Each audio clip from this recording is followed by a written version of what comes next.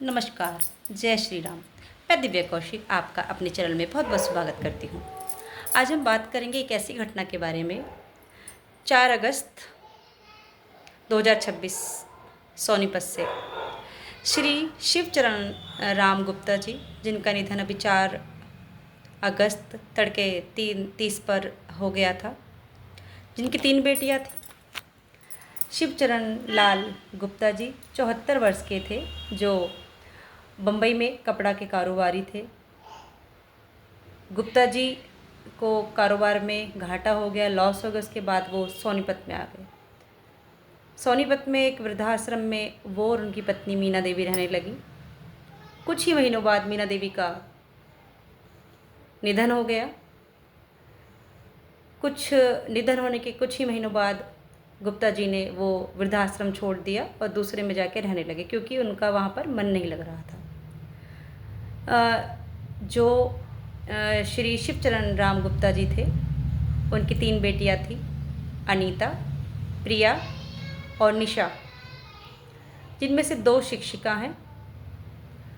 और गुप्ता जी ने बहुत मेहनत कर अपने बच्चों को पढ़ाया।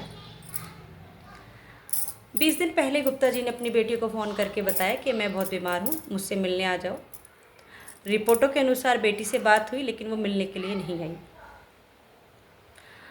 गुप्ता जी जब भगवान जी के पास चले गए, अंतिम संस्कार के लिए उनकी बेटी को फ़ोन किया गया, तो एक बेटी ने कहा कि आप मुझे वीडियो कॉल से ही मेरे पापा की जो चिता है, जो अंतिम संस्कार किया जा रहा है, आप मुझे दिखा दो।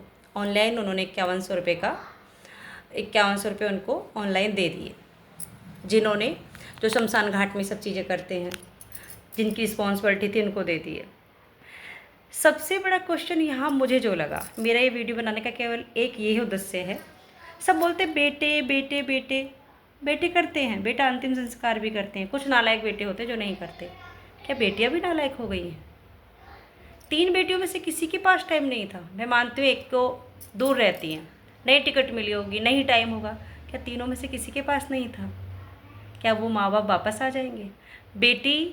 बेटियों ने जब मीना देवी का निधन हुआ तो भी ऐसे ही किया, रिपोर्टों के अनुसार, जो मैंने सुना और पढ़ा। सबसे बड़ी बात यहाँ पे आ जाती है कि माँ बाप पढ़ा दें, माँ बाप लिखा दें, सारे काम माँ बाप कर दें, और जब माँ बाप की बारी आए तब तुम्हारे पास टाइम नहीं है। हमारे भारत को संयुक्त परिवार का सबसे बड़ा देश कहा जाता है।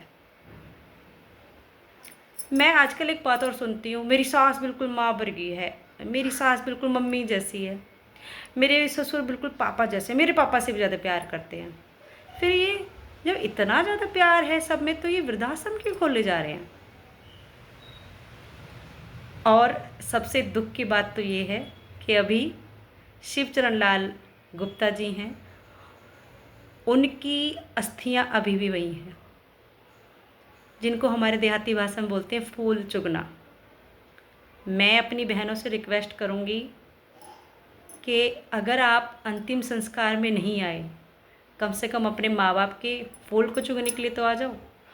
क्योंकि माँ बाप नालायक हो सकते हैं, लेकिन आप तो नालायक नहीं हो। ठीक है, मैं मानती हूँ उनकी गलती रही होगी, कुछ तो तुम्हारे लिए क्या होगा। कभी तो जीवन में एक पर उन्होंने तुम्हारे लिए जिया होगा। अब तो तुम भी माँ बाप हो। और सबसे बड़ा काम तो वो इंसान मरने के बाद भी कर गया। शिवचरण लाल गुप्ता जी, रिपोर्ट के अनुसार पता चला कि उन्होंने अपने नेत्र दान कर दिए। तो मेरा इस वीडियो को बनाने का उद्देश्य ये नहीं है कि मेरे सब्सक्राइबर बढ़े, मेरे व्यूज़ बढ़े। वो तो जब भगवान चाहेगा तब होगा, जब जनता जनार्दन चाहेगी तब होगा। लेकिन माँ बाप से बढ़कर इस दुनिया में कोई चीज़ नहीं होती। जब खुद हम माँ बनते हैं ना, तब हमें पता चलता है माँ बाप के सेक्रीफाइस का। तो मैं केवल यहाँ ये कहना चाहती हूँ, सारे बेटे खराब नहीं होते और सारी बेटियाँ भी खराब नहीं होती हैं। वृद्धाश्रम बंद होंगे तब जब हम अच्छे बेटा बेटी और बहू बनेंगे। ये बने ही इसलिए हैं क्योंकि हम अच्छी बहू नहीं, हम अच्छी बेटियाँ नहीं हैं।